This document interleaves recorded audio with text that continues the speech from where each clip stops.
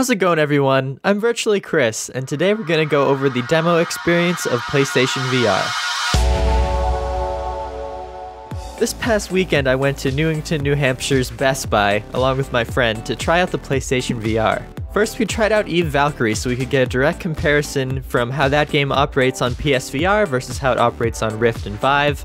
And then we tried out the PlayStation Worlds Into the Deep demo, which is kind of like the Blue for Vive. Now first I'm going to go over how it operates and the comfort and design behind this headset. It has a very nice design, I think it looks really good, and I really do like the innovative screen in and out function. It has a button on the bottom of the headset, and it lets you adjust the screen in and out without having to twist dials like you have to do on the Vive or anything like that. So I think that's a really nice addition for those who have glasses. You can actually just move the screen out and put your glasses in like that.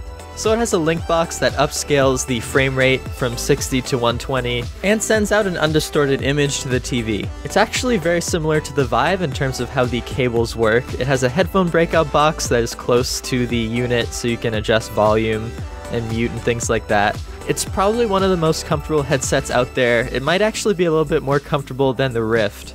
Now let's talk about tracking. The head tracking itself was very good and kept up with you looking around the world. It felt like it was running at a high enough frame rate that it didn't lag at all. However, that changes a lot when you try the positional tracking, when you try to lean or stand up. There's a slight delay in that, maybe like 0.2 seconds, but it is a little bit jarring and could potentially cause motion sickness, I bet.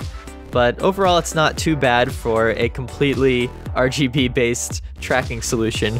I saw the controller tracking before the demo person brought me into the Deep, so it actually seemed pretty accurate. It seemed like it was one-to-one, but it was a bit jittery, and obviously you can't turn your controller completely over on itself because then it won't be seen by the camera. And I wish I could have tried the PlayStation Move controllers with this, but he said that I couldn't play the game because it was rated M or something.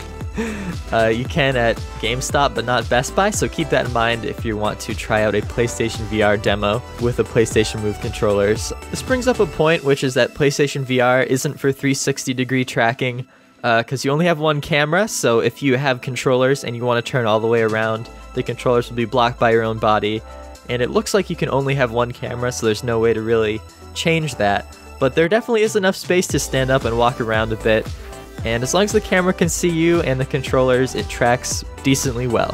Now in terms of lenses, I actually think these are the best VR lenses I've ever seen. They had a very nice sweet spot. I didn't see any chromatic aberration, and there was no God rays. And it actually feels like there's a higher field of view than Vive. I know officially it's apparently lower, but it totally feels like a higher field of view. And really it felt like the most immersive headset in terms of how these lenses work. Now let's talk about this display, and honestly it blew me away. It's only a 1920 by 1080 display, but because it uses 3 subpixels per pixel, it actually has more subpixels than the Rift or Vive. There's very little screen door effect, and yeah, the pixel fill density feels even smaller than the Rift or Vive. So honestly, this screen is incredible, and it's only 1080p, it really is amazing. Now let's talk about the graphics, and this is where things start to go downhill fast. You can tell that there's a lower target resolution, at least in games like Valkyrie.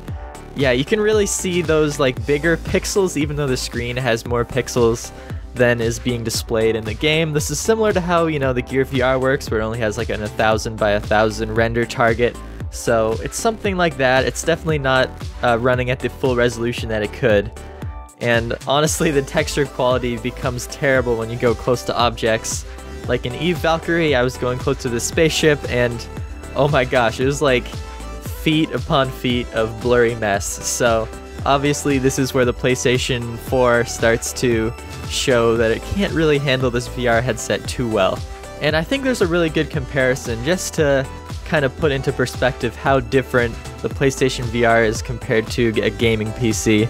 So on the Vive, there's a game called The Blue, and it can have so many freaking jellyfish out there at once. There's like thousands of jellyfish, right? And then this game, Into the Deep, by PlayStation, only has like, I don't know, 20 jellyfish around. And there you can noticeably see the geometry in the jellyfish, whereas on the Vive, you can't. So That's a really good comparison to kind of show off the rendering capabilities of PlayStation VR versus a gaming computer. To conclude, the headset is ahead of its time for console VR. It really is, and I really wish I could use it on a gaming PC. But that being said, maybe a mod will come out in the future that lets you do that, and if so, I'd probably use this headset over the Rift or Vive. And considering it's only $400, it definitely is a steal. That being said, thank you so much for watching this first impressions of PlayStation VR. Be sure to leave a like if you enjoyed, and I will see you all next time. Bye!